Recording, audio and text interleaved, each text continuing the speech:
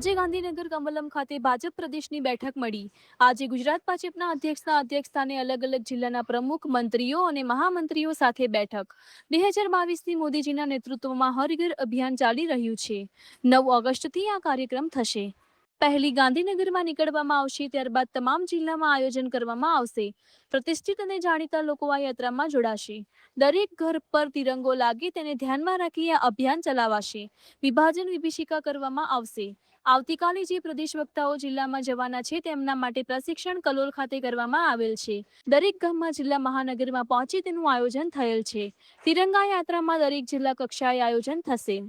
આજે ગુજરાત ભારતીય જનતા પાર્ટીના યશસ્વી અધ્યક્ષ જગદીશભાઈ વિશ્વકર્માના અધ્યક્ષસ્થાને પ્રદેશની એક મહત્વની બેઠકનું આયોજન થયેલું છે, જેમાં પ્રદેશના જુદા જુદા જિલ્લા મહાનગરના પ્રમુખો, મહામંત્રીઓ, પ્રભારીશ્રીઓ અને અન્ય મુખ્ય કાર્યકર્તાઓ સાથે આ બેઠકમાં સૌ ઉપસ્થિત છે।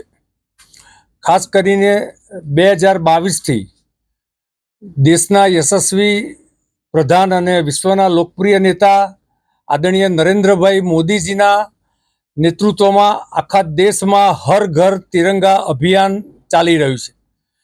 તેના અંતર્ગત ગુજરાતમાં 9 ઓગસ્ટથી આ હર ઘર તિરંગા અભિયાનના કાર્યક્રમો ચાલવાના છે।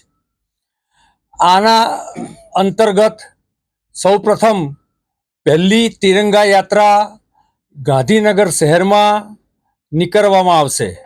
ત્યારબાદ ગુજરાતના અનેક મહાનગરો અને જિલ્લાઓમાં પણ ત્યાંની સ્થાનિક રીતે તિરંગા યાત્રાઓનું આયોજન થયું છે।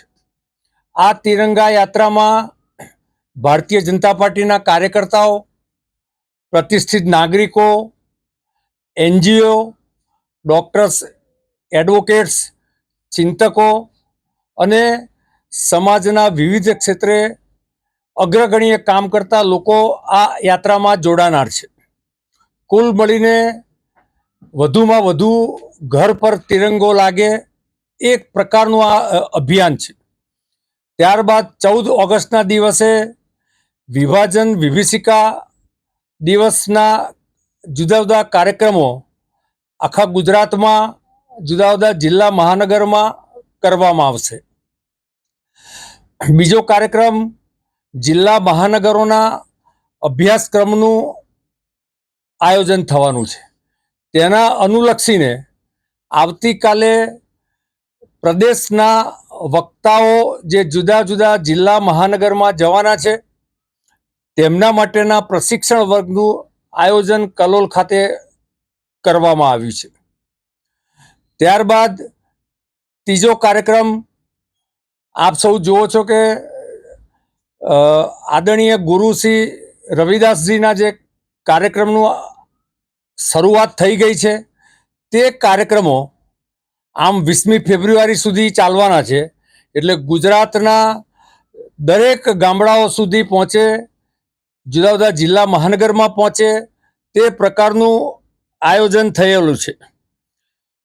કુલ મળીને આ વિવિધ કાર્યક્રમોના સંદર્ભમાં આજે આદરણીય અધ્યક્ષ શ્રી જગદીશભાઈ અને પ્રદેશ સંગઠન મહામંત્રી શ્રી રત્નાકરજીનું માર્ગદર્શન મળવાનું છે।